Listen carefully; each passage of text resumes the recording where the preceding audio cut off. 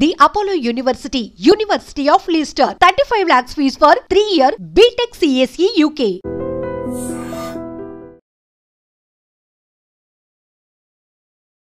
Hi hello నమస్తే, నేను కవిత. Welcome to iDream. ప్రస్తుతం నేనున్నాను వర్జీనియా యాష్బర్న్లో, యుఎస్లో ఉంది. ఇక్కడ మనం ఒక స్పెషల్ గెస్ట్ని కలవబోతున్నాం. యాక్చువల్గా మనం ఆర్గానిక్ ఫార్మింగ్ గురించి మాట్లాడుకుంటాము. మన దగ్గర ఉన్నటువంటి ఉమెన్ ఫార్మర్స్ గురించి బోల్డ్ అంత మంది గురించి తెలుసు. బట్ ప్రస్తుతం మనం ఉన్నటువంటి విశాలి గారి ఇంట్లో, విశాలి గారు ఇక్కడ ఆర్గానిక్ ఫార్మింగ్ ని చేస్తున్నారు. అందులో కూడా కంప్లీట్ గా మన తెలంగాణలో ఏ కూరగాయలు కనిపిస్తాయో, ఏ పళ్ళు కనిపిస్తాయో వాటన్నిటిని ఇక్కడ పండిస్తున్నటువంటి విశాలి గారితో మనం ఇంటర్వ్యూ కోసం ఇంత దూరం వచ్చాం. హలో అండి విశాలి గారు. హలో కవిత గారు. హాయ్. సో ఎలా ఉన్నారు? గుడ్ అండి, మీరు ఎట్లున్నారు? I'm good. ఎట్లా అవుతుంది యూఎస్? చాలా బాగుంది, చాలా బాగుంది. అండ్ ఇప్పుడు విశాలి గారిని నేను ఒక సాఫ్ట్వేర్ ఎంప్లాయీగా నేను పరిచయం చేయాలనుకుంటే కాదు యాక్చువల్గా తనకి ఇంకా ఇంతకు మించి బియాండ్ ఒకటి ఉంది. దాని హాబీ అంటారా, ఇంట్రెస్ట్ అంటారా? ఫార్మింగ్ ఏంటి అసలు? హాబీ లాగానే స్టార్ట్ చేసిన అనుకుంటా. అది హాబీ కంటే కూడా విశాలిని ఫార్మర్ లాగా పరిచయం చేస్తుంది బెటర్ అనుకుంటా. హాబీ కాదనుకుంటా, అదే నా ప్రొఫెషన్ లాగా చేసుకోవాలనేది గోల్. ఎందుకట్లా? మనకి ఇక్కడికి వచ్చిన తర్వాత లైఫ్ చాలా బాగుంది. ఒక సాఫ్ట్వేర్ ఎంప్లాయీగా ఉన్నారు, ఆ తర్వాత మదర్గా ఉన్నారు. ఈ రెస్పాన్సిబిలిటీస్, ఈ రోల్సే ఎక్కువ ఉన్నప్పుడు హౌ కమ్ ఇందులోకి రావాలి, ఆ ఫార్మింగ్ చేయాలి అని ఎట్లా అనిపించింది? అది రీజన్ కరెక్ట్గా చెప్పాలంటే నేను కూడా చెప్పలేను అనుకుంటా. మేబీ అది మనకి చిన్నప్పటి నుంచి మన లైఫ్ స్టైలే అది కదా, పుట్టింది పెరిగింది అంతా ఫార్మింగ్ ఫ్యామిలీలోనే అయ్యేసరికి మనకు తెలిసింది బాగా నాలెడ్జ్ ఉన్నది కూడా దాంట్లోనే. ఏదో ఇప్పుడు మనం చదువుకోవడము, ఉద్యోగాల కోసం వేరే ప్రొఫెషనల్లోకి ఎంటర్ అయినా కూడా మన బేస్ అంతా కూడా ఫార్మింగే కాబట్టి మేబీ తెలియకుండానే అది మన బ్లడ్లో ఉండడం వల్లనే దాని మీద అట్లా ఇంట్రెస్ట్ ఉంది. అండ్ మన లెగసీని కంటిన్యూ చేయడానికి ఏదో ఒకటి మనం చేస్తూనే ఉండాలి. మనం పెద్దగా మన అమ్మ నాన్న వాళ్ళు చేసినంత పెద్దగా కాకపోయినా మనకు వచ్చినంతలో కంటిన్యూ చేసుకుంటూనే ఉండాలి. మన ప్రొఫెషన్ వేరేది చేసుకుంటూనే ఇది కూడా కంటిన్యూ చేయాలి అని.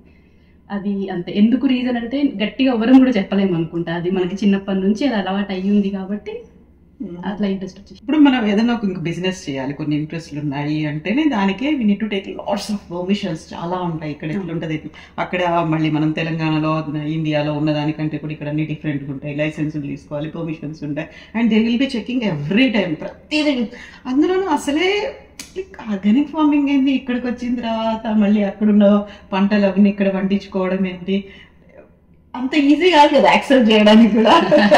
ఇంట్లో కూడా ఈజీ ఏం కాదు. కాకపోతే ప్రతి ఒక్కరికి అంటే నేను యాజ్ ఏ కష్టం అనేది తెలుసు.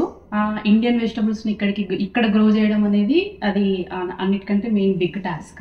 కష్టం అని తెలుసు. కాకపోతే వాటి అవైలబిలిటీ తక్కువ ఉన్నప్పుడు మనకు ఫ్యామిలీ అంతా మనం చిన్నప్పటి నుంచి మనకు అలవాటు ఉన్న కూరగాయలు, మనము అంత ఫ్రెష్ కూరగాయలని ఇక్కడ తినలేకపోతున్నాము అనే రీజన్ ఒకటి, అది కూడా చాలా స్ట్రాంగ్ రీజన్. ఆ రీజన్ వల్లనే మనం ఎందుకు ట్రై చేయొద్దు అనేది బ్యాక్ ఇన్ 2010-2009 టైంలోనే ఇంట్లోనే మనం కాపించుకుందాం కొన్ని అని చిన్న ఐడియా తోటి స్టార్ట్ చేసుకున్నాం. బ్యాక్ యార్డ్లో కాపించుకోవడం మొదలు పెట్టినాం. ఓకే, మనం కూడా అన్ని వెజిటబుల్స్ ఇక్కడ కాపించుకోవచ్చు. సీడ్స్ అవైలబుల్ కూడా ఉన్నాయి మనకి ఇక్కడ. అవన్నిటిని ట్రై చేసి ఎక్స్పెరిమెంట్ చేసినాక కాయించుకోవచ్చు అని తెలిసినాక, సరే మన వరకే ఎందుకు కాపించుకోవచ్చు, దీన్ని ఇంకా కొంచెం ఎక్స్పాండ్ చేయొచ్చు కదా. ఎట్లా అంటే ఈ ఇంట్లోకి మూవ్ అయినాక ఇంటి వెనకాల మనం అన్ని కూరగాయలు పెట్టుకోవాలి అని అంటే 1,00,000 రూల్స్ ఉంటాయి, HOA రూల్స్ ఉంటాయి. నువ్వు 4x4 కంటే ఎక్కువ పెంచుకోకూడదు, ఇట్లాంటి రకరకాల రూల్స్ ఉంటాయి. మనకి ఏంటంటే ఆ ప్లేస్ సరిపోదు, మనకి ఇంకా చాలా పెట్టుకోవాలనిపిస్తుంటుంది. అప్పుడున్న ఆప్షన్ ఏంటి, దీన్ని ఎక్స్పాండ్ చేద్దాం. మనం ఒక ఫ్యామిలీ కోసమే కాకుండా ఇంకా కొంతమందిని మనతో వెజిటబుల్స్ షేర్ చేసుకోవచ్చు. అప్పటి నుంచి అట్లా స్లోగా ఐడియా, ఎప్పటి నుంచో ఉన్న ఐడియాని 2021లో ఓకే ఇంకా చాలా రోజు వెయిట్ చేసినాం, స్టార్ట్ చేసేసేద్దాం. ఏదో ఒకటి ఎక్స్పెరిమెంట్ లాగా స్టార్ట్ చేసేసేద్దాము. సక్సెస్ ఫెయిల్యూర్ అవన్నీ పక్కన పెట్టి అసలు ఎట్లుంటుందో చూద్దాం. మనము ఎక్కువ మందికి అవైలబుల్ తీసుకురాగలిగితే ఎట్లుంటుంది వెజిటబుల్స్ అనేది. సో ఐ థింక్ ఆ ఫ్రెష్ వెజిటబుల్స్ని మనం అందరికీ అవైలబుల్ తీసుకురావాలి అనేది, ఆ కూరగాయలు కాపీయడం అనేది కష్టం అనే దానికంటే ఇంకా స్ట్రాంగ్.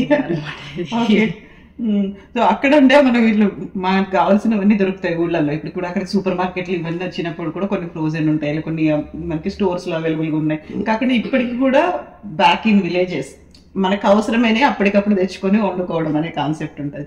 బట్ ఇక్కడ మీరు ఇన్ని రెస్పాన్సిబిలిటీస్ చూసుకుంటూ మళ్ళీ అని కూడా చూసుకోవడం, మీరు చెప్పినట్టు ఫ్రెష్ ఉండాలి, మనకు మన ఊర్లో దొరికిన కూరగాయల ఫీల్ ఉండాలి. దానికి you have to spend lots of time కదా, అక్కడ అంత ఈజీ కాదు. అది ఈజీ అయితే కాదండి. నేను అసలు నిజంగా చెప్పాలి అంటే ఫార్మింగ్లోకి ఎంటర్ అయ్యేటప్పుడు ఒక నాలెడ్జ్ తోటే ఎంటర్ అయినాం మనం. అంటే అంత ఈజీ కాదన్న విషయం తెలుసు, కానీ దాన్ని ఎంత ఎంత కష్టంగా ఉంటుంది అనేది యాక్చువల్గా అందులోకి దిగినాక తెలిసింది మనకి.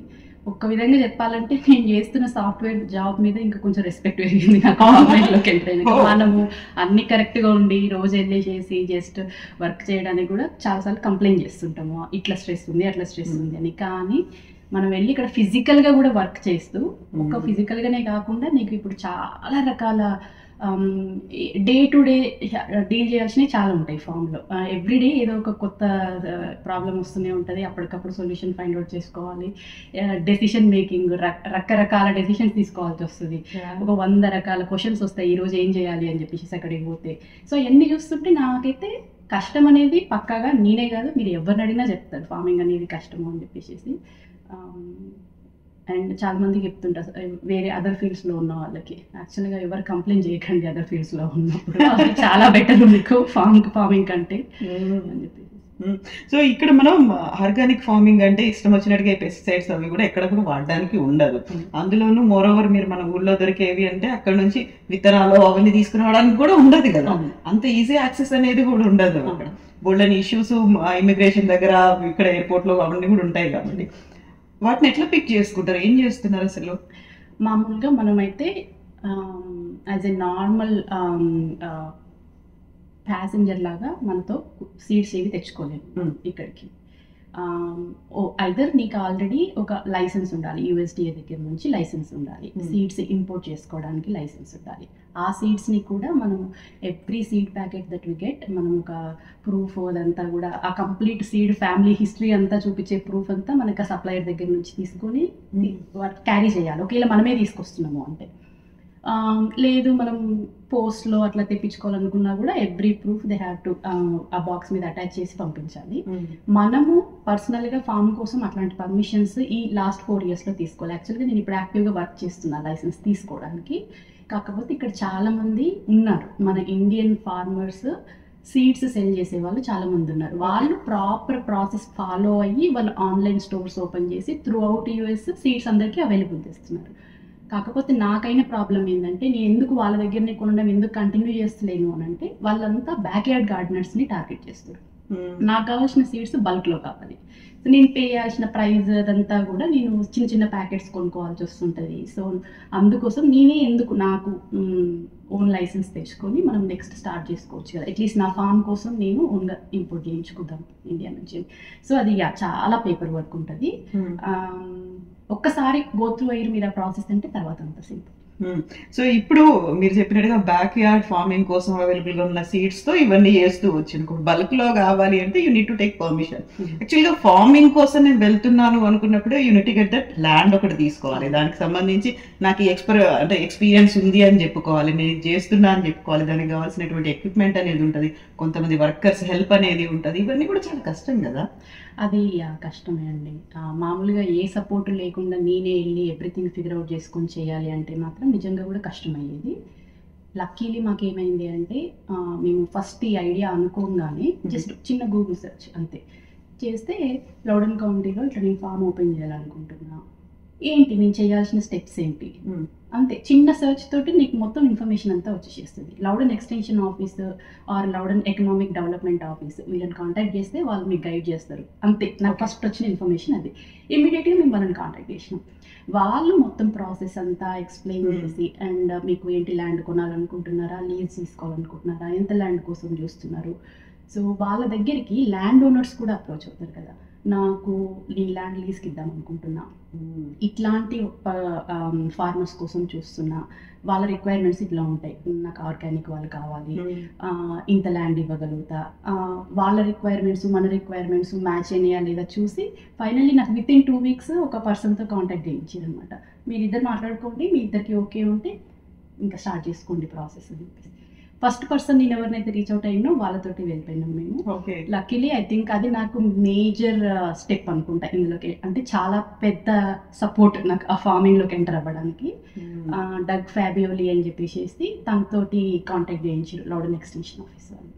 ఆ తర్వాత వాళ్ళు స్టెప్ బై స్టెప్ ప్రాసెస్ అంతా వాళ్ళే పక్క నుండి మాతో మాట్లాడి చేయించి, యాజ్ ఇఫ్ ఇంకా ఇదొక ప్రివిలేజ్ ఈ అమ్మాయి ఇప్పుడు ఫార్మింగ్లోకి రావడం అనేది అట్లా తీసుకొని వాళ్ళు మనల్ని కంటిన్యూ చేయించారు అనమాట. మనం మన సైడ్ నుంచి కొన్ని క్వశ్చన్స్ ఏమైనా మర్చిపోయినా కూడా వాళ్ళు మనకి ఇగో ఇట్లాంటివి ఉంటాయి, ఇవి చూసుకోండి ఇవి చూసుకోండి అని చెప్పేసి.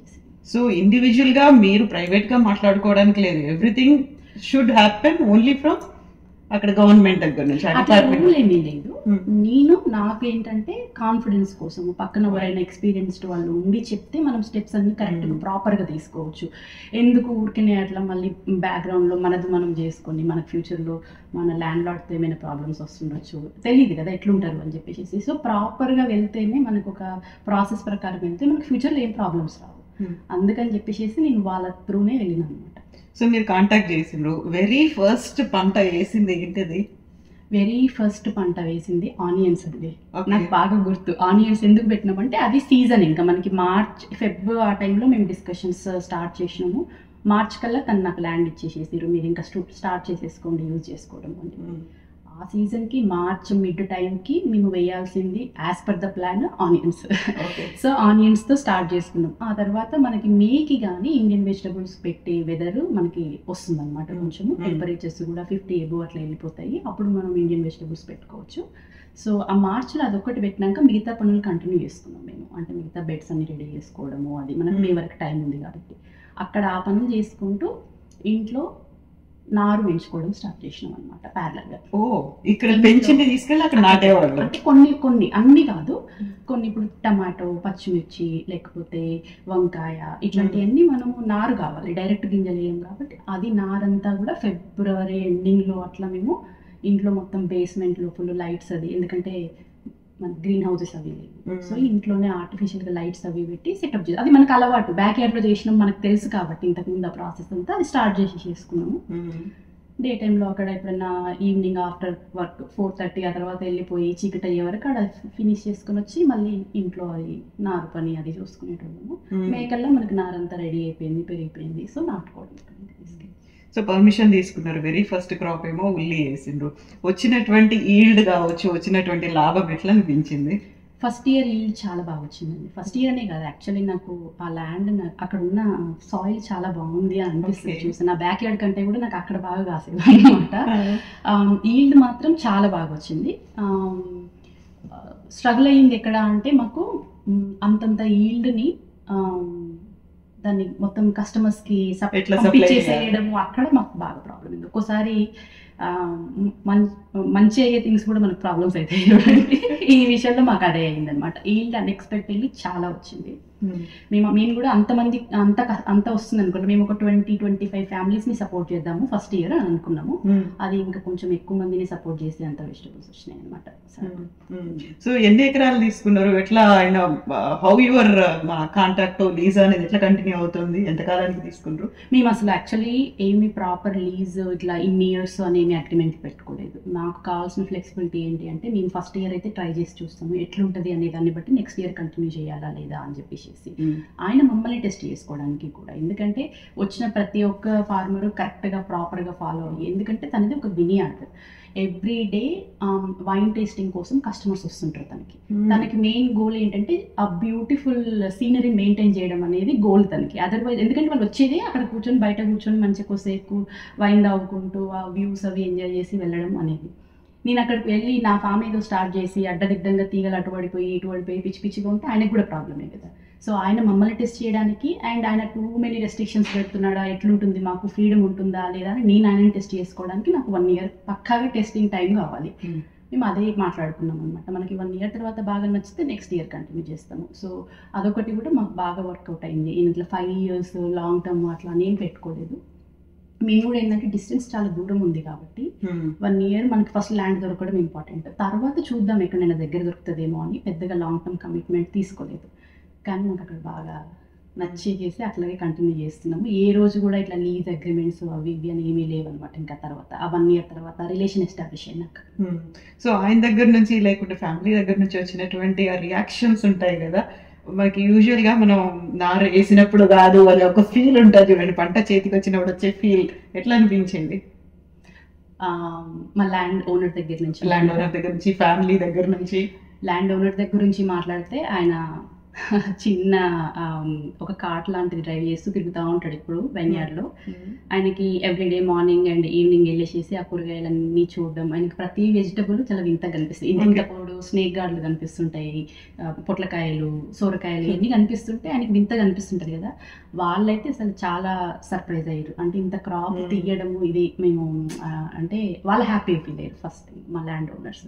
ఫ్యామిలీ దగ్గర నుంచి వచ్చిన రియాక్షన్ అయితే మీ మమ్మీ వాళ్ళకైనా అత్తయ్య వాళ్ళకైనా వీడియోస్ అవి ఇవి చేసి చూపిస్తుంటాయి కదా, అసలు ఏం చేస్తున్నావు నువ్వు, అన్నీ కూరగాయలు ఎట్లా కాస్తున్నాయి అని చెప్పేసి సర్ప్రైజ్ అయ్యేవాళ్ళు, చాలా హ్యాపీగా ఫీల్ అయ్యేవాళ్ళు అనమాట అవన్నీ చూసి వాళ్ళు కూడా.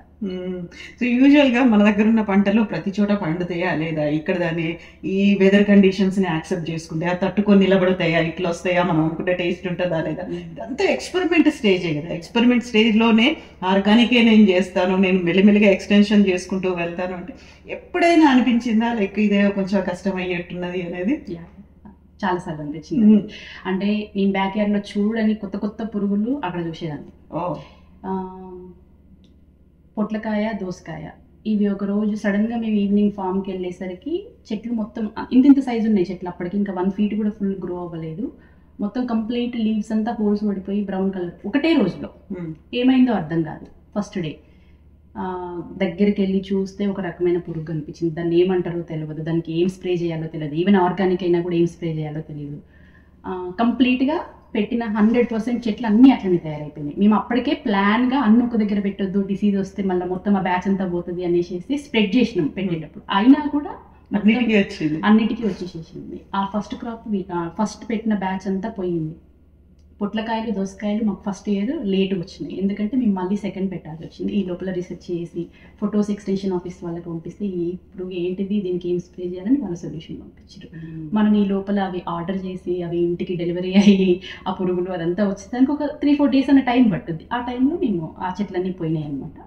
సో అట్లాంటి టైంలలో అనిపిస్తుంది ఇమ్మీడియట్గా షాప్కి వెళ్ళి కొనుక్కోవాలని అనుకుంటే ఆర్గానిక్ కానీ చాలా ఉంటాయి స్ప్రేస్, మనకి ఈజీ అండ్ చాలా స్ట్రాంగ్ కూడా ఉంటాయి. ఒకసారి కొట్టిందంటే నేను ఒక 2-3 వారాల దాకా వాటి గురించి భయపడాల్సిన అవసరం లేదు. కొంచెం ఆర్గానిక్ మైల్డ్ ఉంటాయి, వాటిని నేను కొంచెం ఫ్రీక్వెంట్గా కొట్టాల్సి వస్తుంటుంది అండ్ వాటి ఎఫెక్ట్ కూడా అంత ఎక్కువ ఉండదు. ఆ టైంలో అనిపిస్తుంది ఇదంతా అవసరమా, ఈజీగా ఈ ప్రాసెస్ ఏదైనా చేసుకోవచ్చు కదా అనిపిస్తుంది. కానీ ఎండ్ ఆఫ్ ద డే మనం తినేది అట్లీస్ట్ పర్సనల్గా మనం తినేది కూడా అదే, మన కళ్ళతో మనమే కెమికల్స్ స్ప్రే చేసుకొని మళ్ళీ మనమే అవి తినలేము కదా. ఇప్పటి వరకు అయితే అదొక్కటి నాకు నేను చాలా ప్రౌడ్గా ఫీల్ అయ్యేది ఏంటంటే ఇప్పటి వరకు ఎప్పుడు కూడా వీ డిడ్ంట్ గివ్ అప్. అంతా కూడా ఆర్గానిక్గానే అన్ని స్ప్రేస్ అవే స్ప్రే చేసుకుంటూ వెళ్ళాం ఇప్పటి వరకు. కానీ అనిపిస్తుంది కష్టం అనిపిస్తుంది. 5 ఏళ్ళు అయింది స్టార్ట్ చేసి, అది కూడా నేను ఆర్గానిక్ అనుకున్నా, ఆర్గానిక్ పెట్టుకుంటా మెల్లిమెల్లిగా ఎక్స్పాండ్ చేసుకుంటూ పోతా అనుకున్నారు. లైక్ ఇప్పుడు ఇట్లా కూర్చొని ఒకసారి ఆలోచిస్తే విశాలయ్య గారికి ఒక మదర్ రోల్ ఉంది, యాక్చువల్గా మీరు చేసేటువంటి ఒక జాబ్ రోల్ ఉంది, ఇది కాకుండా ఇది ఇంట్రెస్టో హాబీయో ఏదో ఒకటి చేయాలనుకుని స్టార్ట్ చేసింది. ఈ రోల్ ఎట్లా సాటిస్ఫైయింగ్ ఎంత అనిపిస్తుంది మీకు? ఈ రోల్లో యాక్చువల్గా నా ఐడెంటిటీని ఇంకా కొంచెం డిఫరెంట్గా ఇప్పుడు అంటే దీన్ని సపరేట్గా చూడలేదు నేను. నా విశాలి యాజ్ ఎ ఫార్మర్ అనేది సపరేట్ పర్సన్ ఏం కాదు, ఎందుకంటే ఇంట్లో అందరికీ నేను ఏం చేస్తున్నానో తెలుసు. సో మా పిల్లలకైనా హస్బెండ్కైనా నన్ను Vishali as a mom or wife ఎట్లా చూస్తారు, ఎట్ ద సేమ్ టైము ఆమెకి ఇంకో లైఫ్ ఉంది ఫార్మర్గా అనేది తెలుసు, వాళ్ళకి ఒక క్లారిటీ ఉంది. ఆఫీస్లో కూడా ఆల్మోస్ట్ నాతో పనిచేసే వాళ్ళందరికీ తెలుసు నేను ఫార్మింగ్ అది చేస్తుంటాను అని. సో వాళ్ళు నన్ను యాజ్ ఎ కొలీగే కాకుండా యాజ్ ఎ ఫార్మర్గా కూడా చూస్తుంటారు. మేము మాట్లాడుకునే టాపిక్స్లో ఫస్ట్ వెళ్ళంగానే ఏం వర్క్ అవుతుంది ఫామ్లో, ఈరోజు ఏం చేస్తున్నారు, ఇది నడుస్తుంటుంది. సో నేనైతే వీటిని సపరేట్గా ఎప్పుడు చూడను. నా ప్రొఫెషన్, ఫ్యామిలీ అండ్ నా ఫార్మింగ్ ఇవన్నీ కూడా ఐ థింక్ ఒకదానికొకటి వాల్యూ యాడ్ చేస్తున్నాయి అనిపిస్తుంది. ఇంటర్లింక్డ్గా కూడా ఉన్నాయి. సో నెక్స్ట్ ఇంకేమైనా టార్గెట్ పెట్టుకున్నారా? ఇప్పుడు ఇన్ని ఎకరాల్లో ఇంత చేయాలి ఇలాంటివి అనేది టార్గెట్ యాక్చువల్లీ నేను మన ప్లాన్స్ కొంచెం అటు ఇటు ఎప్పుడు చేంజ్ అవుతూ ఉంటాయి కదా. ఫస్ట్లో మనం స్టార్ట్ చేసినాక 2 yearsలో వచ్చిన రెస్పాన్స్ అది చూసి యాక్చువల్గా బాగా ఎక్స్పాండ్ చేయాలి అన్న ప్లాన్ ఉండే. ఆ తర్వాత ఏమనిపించిందంటే యాక్చువల్గా చాలా అవసరం ఉంది, ఇండియన్ ఫార్మర్స్ అవసరం ఎక్కువ ఉంది. నేను ఒక్కదాన్ని ఎక్స్పాండ్ చేసుకుంటూ కూర్చున్నా కూడా అందరికీ సప్లై చేయలేము. సో తర్వాత ఇంకా కొంతమంది నన్ను అప్రోచ్ అయ్యి మా దగ్గర చాలా ల్యాండ్ ఉంది, మేము ఇండియన్ వెజిటబుల్స్ ఎట్లా గ్రో చేయాలి అనేది మా దగ్గర నాలెడ్జ్ లేదు, మీరు కన్సల్టింగ్ లాగా ఉంటారా, మాకు ఇన్ఫ్రాస్ట్రక్చర్ ఉంది, మేము మా దగ్గర లేబర్ ఉన్నారు, అన్నీ మేము చేసుకుంటాము, మాకు పక్కన ఉండి గైడ్ చేయడానికి ఒకరు కావాలి. సో అట్లా అప్రోచ్ అయినప్పుడు నాది కూడా ప్లాన్ కొంచెం షిఫ్ట్ అయింది. అరే నాకు కొంచెం ఈజీ ఉంటుంది కదా ఇది, నేను ఒక్కదాన్ని ఫార్మింగ్ చేయడమే కాకుండా ఇప్పుడు వీళ్ళు ఏమంటున్నారంటే వాళ్ళకి ఆల్రెడీ ఒక కస్టమర్ బేస్ ఉంది, నా కస్టమర్ బేస్ కూడా ఉంది. వాళ్ళు ఏమంటారంటే మేము గ్రో చేయడమే కాకుండా కొంచెంగా ల్యాండ్, మా దగ్గర చాలా ఖాళీ ల్యాండ్ ఉంది, మేము ఇంకా కొంచెం ల్యాండ్ ఇట్లా నీలాగా ఇంట్రెస్ట్ ఉన్న వాళ్ళు ఎవరైనా వస్తే వాళ్ళకి కూడా ఇవ్వడానికి రెడీ ఉన్నాము, నువ్వు ఆల్రెడీ ఎక్స్పీరియన్స్డ్ ఫార్మర్ ఇక్కడికి వచ్చి ఇక్కడ గైడ్ చేస్తున్నావు అని తెలిస్తే వచ్చే వాళ్ళు కూడా చాలా మంది వస్తారు, ఇంకా చిన్న స్మాల్ ఫార్మర్స్ అందరం యాజ్ ఎ గ్రూప్ ఇట్లా చేసుకుందాము, అది నడుస్తున్నాయి డిస్కషన్స్ ఇప్పుడు. నా నెక్స్ట్ స్టెప్ అదే అనుకుంటున్నాను అనమాట. అంటే నాకు ఇంటికి చాలా దగ్గర ఉంటుంది, ఇప్పుడు నేను ఏదైతే ఫార్మ్ అని చెప్తున్నానో చాలా దగ్గర ఉన్నది, అది నాకు జస్ట్ 5 minutes డ్రైవ్. అట్లా వెళ్ళేసేసి నేను వాళ్ళతో మాట్లాడి వాళ్ళకి టీచ్ చేసి నా నాలెడ్జ్ని స్ప్రెడ్ చేసినట్టు ఉంటుంది. అట్ ద సేమ్ టైం నాకు కూడా నేనేమి గ్రో చేయాలనుకుంటున్నా అనేది ఇంట్రెస్ట్గా నాకు పర్సనల్గా నేను గ్రో చేసేటి సపరేట్గా కొంచెం గ్రో చేసుకోవచ్చు. ఈ ఐడియా బాగుంటుందేమో అని చెప్పి చూస్తున్నా. ప్రస్తుతానికైతే అదే డిస్కషన్స్ అవుతుంది. నెక్స్ట్ స్టెప్ మోస్ట్ ప్రాబబ్లీ అదే ఉంటుంది. సో నెక్స్ట్ విజిట్ లో we are gonna visit that place and మీ న్యూ ఎక్స్పాన్షన్, న్యూ ప్రాజెక్ట్. అవునండి. Thank you so much, Vishali garu. Best wishes to you andi. Thank you Kavita garu. Thank you andi. So that's all from Vishali and Kavita signing off. నిజంగా ప్రస్తుతం ఉన్నటువంటి సమాజం దేనికి priority ఇస్తుంది? ఆర్థిక సంబంధాల చుట్టూ మాత్రమే తిరుగుతోంది. మళ్ళీ ఎన్నికలంగానే చాలా విరక్తి కలుగుతున్నాం. మంచి అనిపిస్తుంది కదా, లేడీస్ కూడా ఛాలెంజింగ్ జాబ్స్ చేసినప్పుడు చాలా బాగుంటది. ట్రాఫిక్ అసిస్టెంట్స్ గా నియమించిన ట్రాన్స్జెండర్స్ అందరితో సాల్యూట్ చేయించుకుంటున్నారు. ఫుడ్ డెలివరీ ఇవ్వటానికి వెళ్ళినటువంటి డెలివరీ బాయ్ అనిల్ పై కళ్ళ ముందు